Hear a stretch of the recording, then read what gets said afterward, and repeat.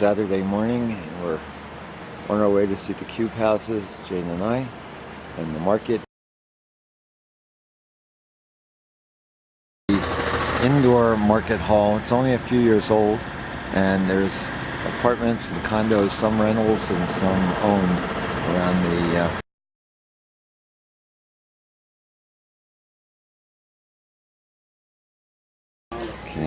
This is the antique fair. Rotterdam got bombed pretty heavily in the war, but this church seems to have survived. And you can see the old, and there's the new up ahead, which is the apartments on the outside of the indoor market, central market, or whatever they call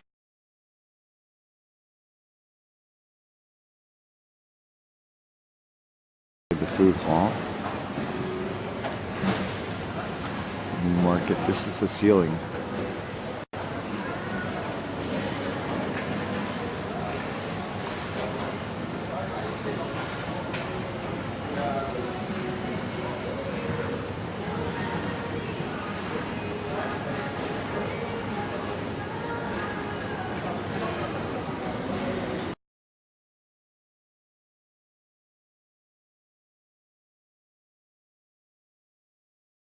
On the way, here's the World Trade Center. Really interesting building.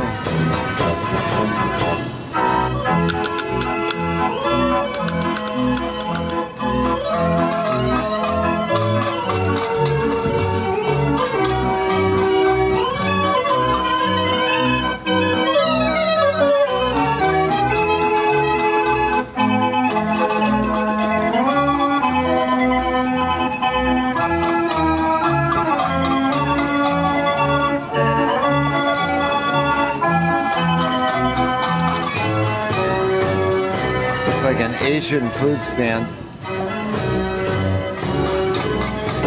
Stores that go downstairs, below ground. Garden, and it's got a sculpture in it.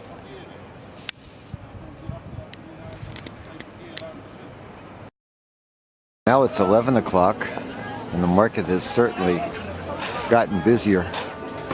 You can see the library in the background with the tubes, and don't think you can see the cube houses from here yet, but there's the pencil point, and this is the apartments outside of the inside marketplace that we were in just a few moments ago. Okay. Section of the market has fabrics. Everything's done, I guess, by type. We had the food section. Had the antique section. This is the fabric section.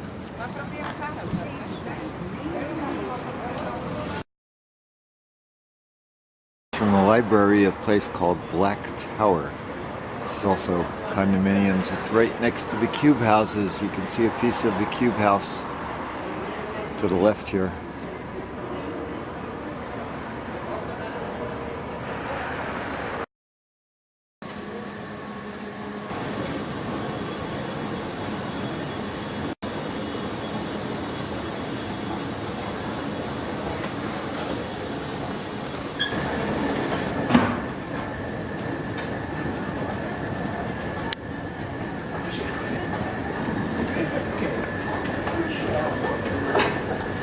This must be the children's department.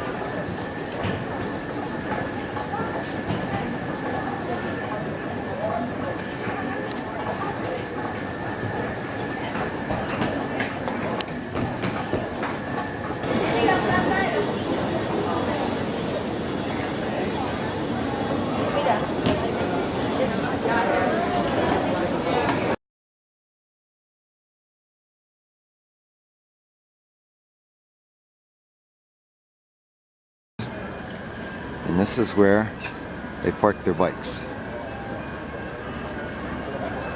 See this couple coming up the stairs.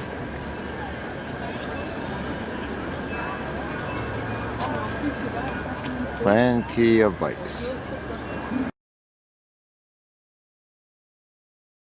Of the cube houses. See how many of them? Down to here.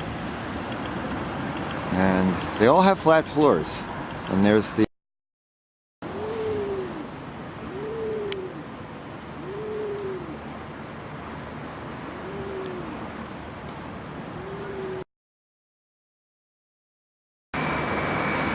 This will be the end of Rotterdam because it's 11:45 in the morning. No rain at all. It's actually a little bit warmer. I'd say it's in the high 50s, low 60s. And then we're leaving at 12 o'clock. And at 1 o'clock, we end up where, I think it's called Kinderjik, where we'll see the windmills. Here's our ship. Anybody else? Learn more about it later. We're passing that on our way to Kinderdijk. 54 degrees now. Is that a tower up ahead there? I don't know. Let's go find out. Don't know what that is. But we'll see when we get closer.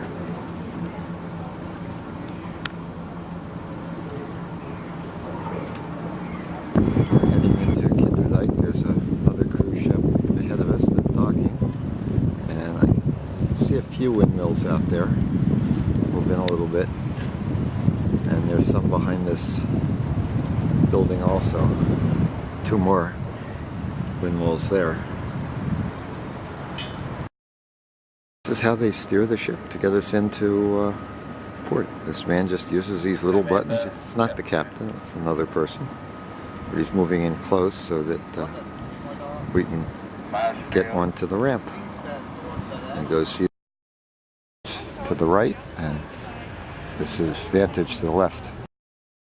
What we do at Kinderdijk.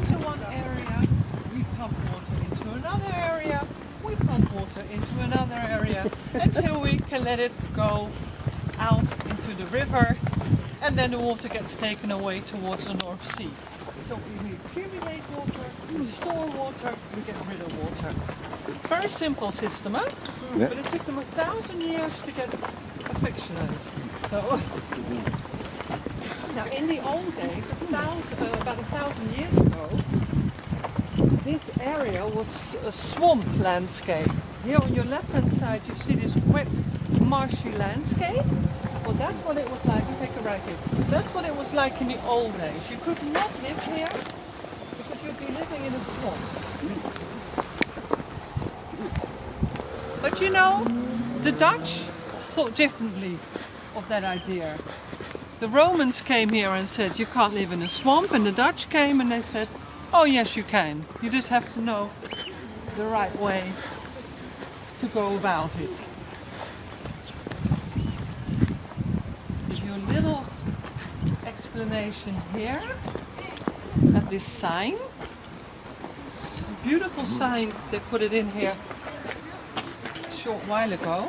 And it gives you a very nice overview of the area of Kinderdijk.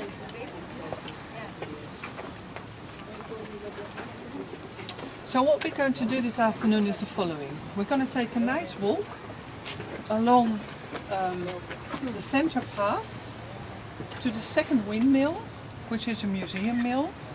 And then you have the opportunity to have a look inside the mill. You can go right upstairs if you like. But when you go inside the mill, you get an idea of how people used to live here in the old days. When we've been to the windmill, a little boat's going to come and pick us up there. And it's going to take us for a boat ride along the mills. So this is nice because there's no one there. It's peace and quiet. And I'll show you the windmills and tell you all about them. And the boat's going to take us back again to the windmill. Then we're going to walk back. And then you have time to yourself. Maybe you'd like to go and have a look at the souvenir shops. Maybe you'd like to go and look at the pump houses. I'm afraid there's not much else here at the village of Kinderdijk. The village is situated along the dike, and as I said, there are 1,000 people here, and it has a bar, a bakery, a restaurant, and a football club, a soccer club. What else do you need in life? That's all there is at Kinderdijk, but it's very traditional Dutch. So I told you 1,000 years ago we could not live here. This was wet, marshy landscape. The landlords from further down south, they wanted people to move into this area because we needed more space. And they kind of convinced people to go into the area, and they said, look, we give you a stretch of land, and what you do, you dig waterways around it. And by digging these waterways, you're going to drain out the wetness from the marshland. And then it'll be dry, and you can live on it and have a happy life. So that's what people started to do. But 1,000 years ago, the landscape was about 5 meters higher than it is now. And the level of the river was much lower. What happens to peat when you start draining it? When it comes into contact with air, it shrinks. It functions like a sponge. So the landscape started to shrink and sink, and the level of the river started to rise. Now, this area is called Alblasse Waard, and een waard in Dutch means area surrounded by rivers. So we are completely surrounded by rivers. So we got into trouble. We created our own problem here, actually. So how did we go about it? In the 13th century already, we had Count Floris V, and he was a really smart young man. He set up our first democratic organization, which is the Waterboard Council.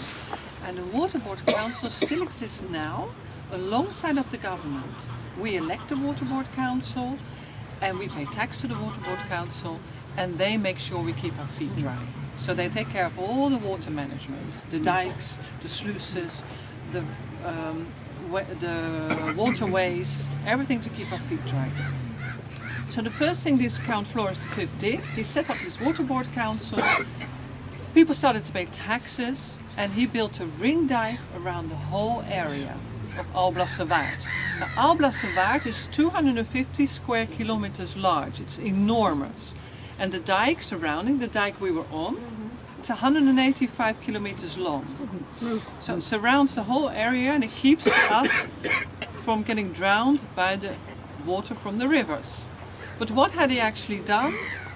By creating a dike around this area, he created us a bathtub.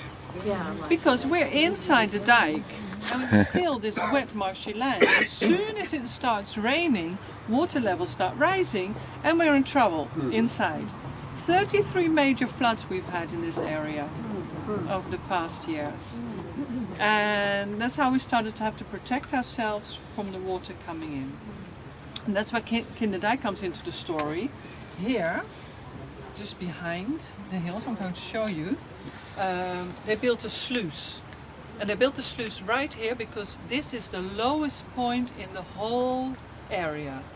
And what does water do when it wants to get out? It searches for the lowest point. So this is where they built the sluice doors. And the sluice brings the water into the river Lek, the river you're sailing on, goes to Rotterdam, to the North Sea. That's where it ends. But first of all, we have to get it out. And I'm going to show you the story of how we get the water out. And the idea was for all the small waterways, all the excess water to finally end up in this canal.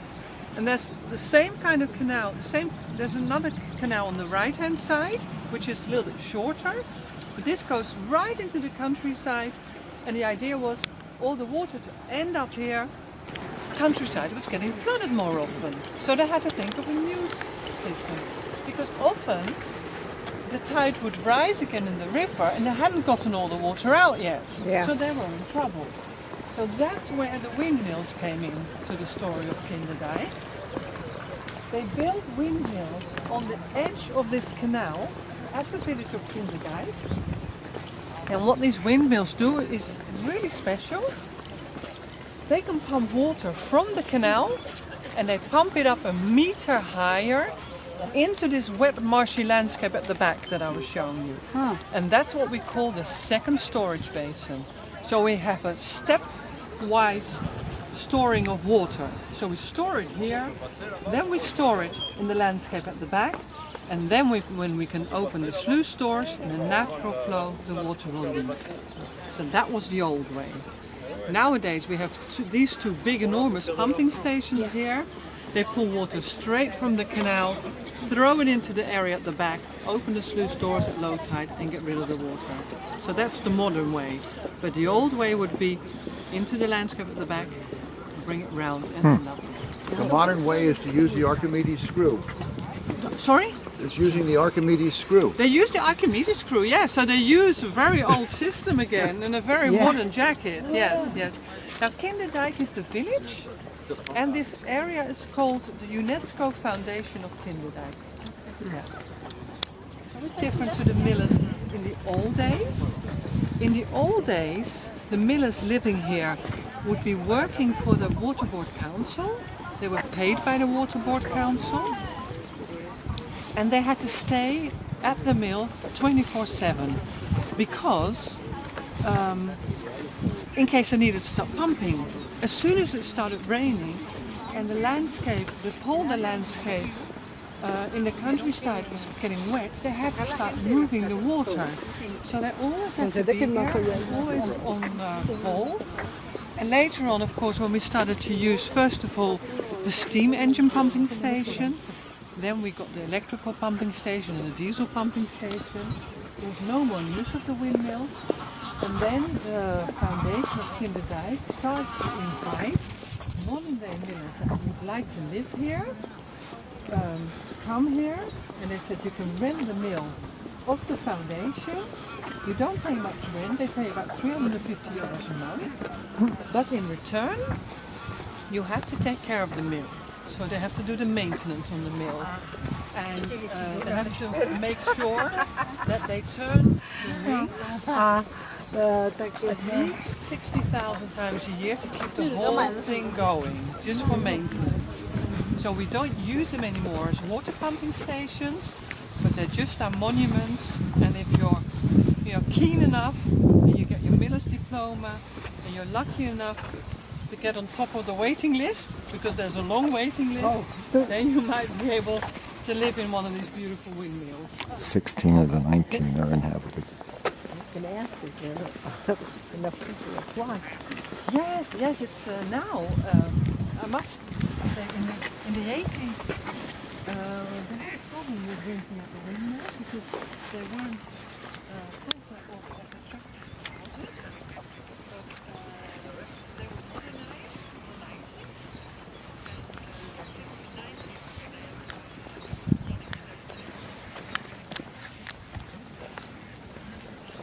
modernized in the 90s.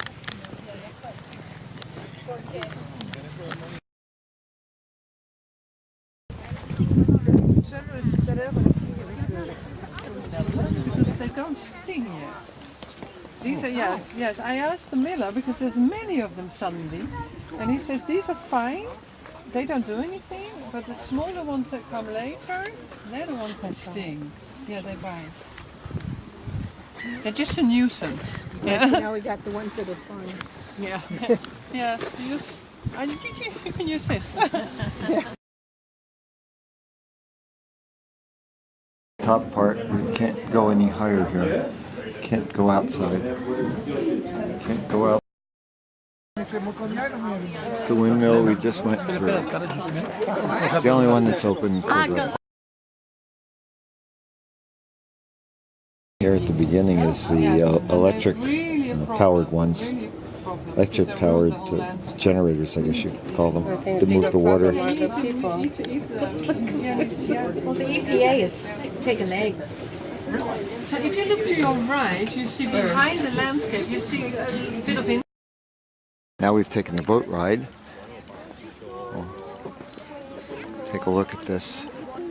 That's the house for the windmill keeper.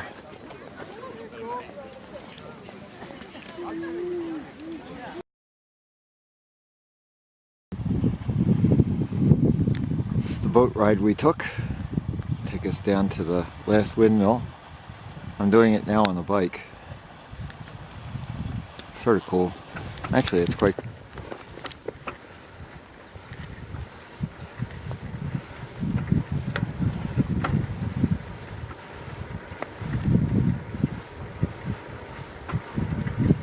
I'm on the bike now. Hopefully this is recording. We'll find out in a couple. And bring the dirty plates and everything. Big dish, wash machine, and here are take the plates care. We have 5 separate garbages for food for plastic, for carton, for cans, for bottles. We're doing everything separated. It's very important here. The USPH take care of this, believe me. This is very strong on the ships. We were late, maybe somebody asked, what do you do with leftovers, foods that's not eaten? This will be in the end. I will go into it.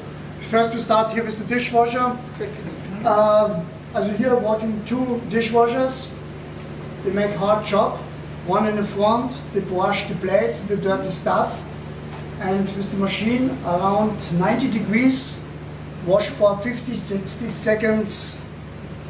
Every seconds, every plate, every spoon, every something else. And one of them stand behind and dry everything with some towels and look at the back side if it's dirty or not. Sure can sometimes something happen, but we have to control. Control is everything.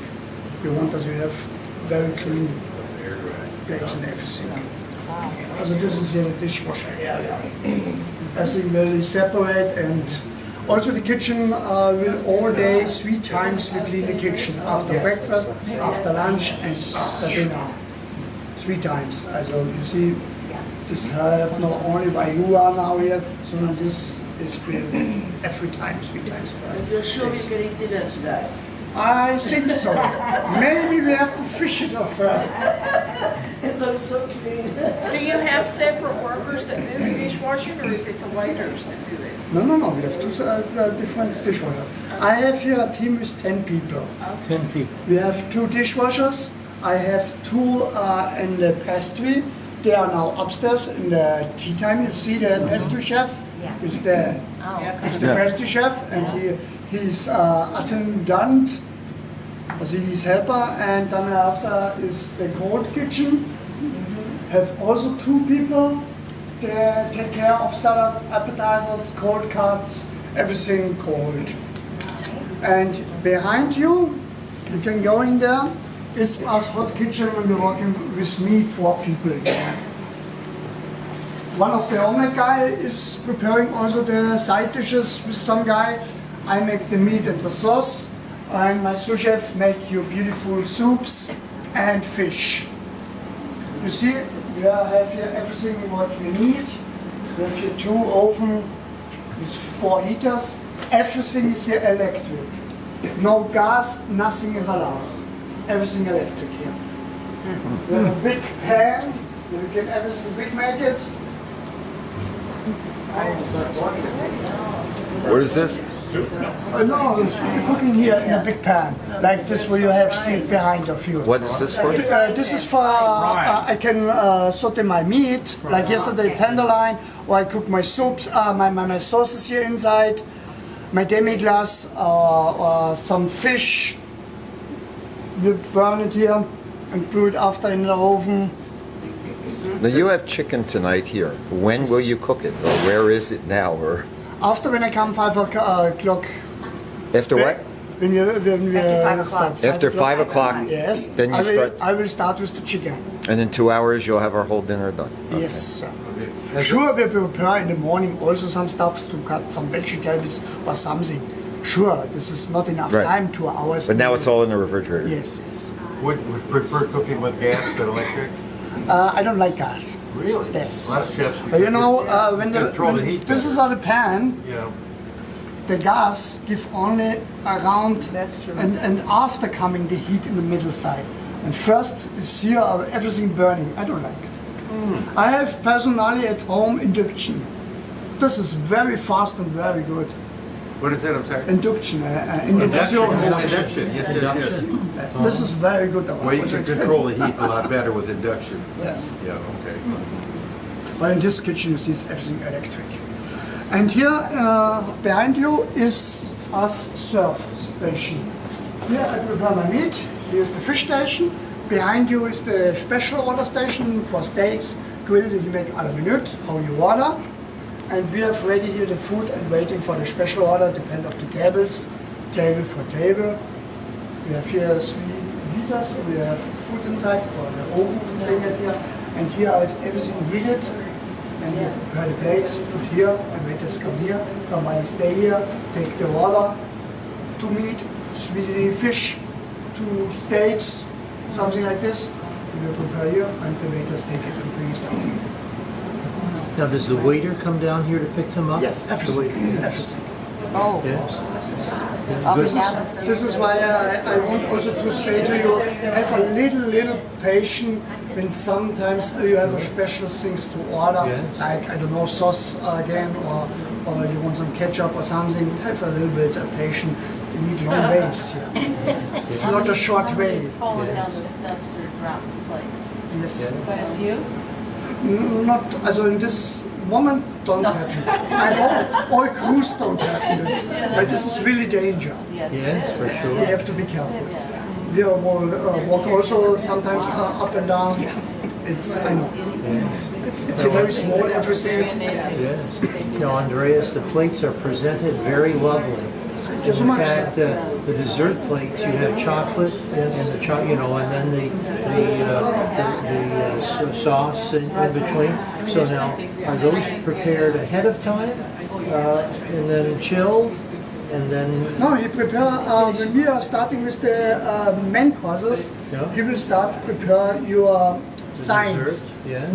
Not the dessert on the plate, and the design. signs on the chocolate where you see it. Yes. This you prepare. After, when the dinner is finished, we help everybody. We are a team, not make everybody only meat, only this. I also help him when he needs help, and we prepare everything together. Yes. Today, I think we have a little bit warm apple crumble, very nice. And we prepare fresh from the oven, fresh on the plate. The perch, this new one, was lovely. You like it, It so? was lovely, yes. Very good. Was there honey in that sauce? Yes. Yes, yes. I don't know if anyone else had it. but it was How many, excellent. Yes. how many in the wait staff? How many do you have any waiters? Waiters. How many? I think, I don't not 100% sure, 12, 10, 12 around this. Not too much.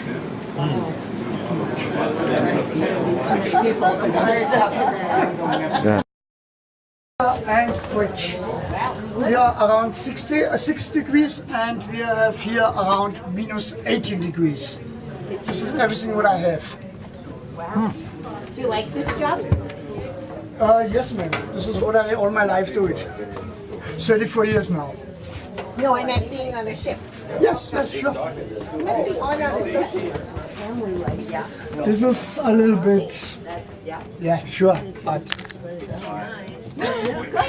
this is my decision where I take it with the family, going for this 8 months. And a nice place where she could have her art collection. And she gathered a lot of art up together, which later they donated to the Dutch government, and it is now in a museum in a national park. The national park is called the Hoge Veluwe National Park, beautiful nature area. And you will go there on your tour tomorrow. So no matter what you chose, I'm very confident you'll have a very interesting morning. And all tours leave at the same time tomorrow. They'll be leaving at 9:15. And then one big bus will go with one guide to the Liberation Museum. You get guided around by the volunteers. And 3 buses will go to the Kriller-Müller Museum. When you get there, you will be divided in smaller groups of about 25 people per group, and that's how then the guides and also some guides from the museum we have hired will take you through the museum, okay? After that, you have a little bit of free time. They also have a beautiful garden with all kinds of statues you can have a look around in, do some souvenir shopping, and then you'll come back to the ship. Everybody will merrily come back here about 12:45-ish, 1 o'clock at the latest, and 1 o'clock is also lunchtime tomorrow. If you see me with 2 teenagers, one of them, the biggest one, is my kid, so would you please tell him, are you studying enough for your final exam? I would much appreciate it if you get on his case a little bit too. He can handle it, he can take a good joke. My kid. And then what's his name? Milo. M-I-L-O, but you pronounce it Milo. Yes. And then after lunch, you can do a walking tour of Arnhem, or you can go at your own pace, at your own way into the town as well, because again, we're docked conveniently in the town, just like this morning and a few other times. We will redo the tickets, yeah, because in the morning there's not a whole lot of walking involved, depending on the choices you're assigned to the buses, but in the afternoon then we'll do that leisure group again. So after you come back from the morning tour, turn in your tickets and then you get new ones for the walking tour. If you don't want to do the walking tour, that's fine, you just don't show up, you go on your own. Of course, we'll have maps of Arnhem as well. And there are some shops going to be open, maybe not all of them though, because tomorrow is a Sunday, but the local guides, he said there might be quite a few opening for the afternoon. So just see what you'll be able to do. We're on our way to Arnhem, which will arrive at 3 o'clock, but here's before dinner a windmill that we can see from our boat as things go by. Nice big tables. I mean, nice.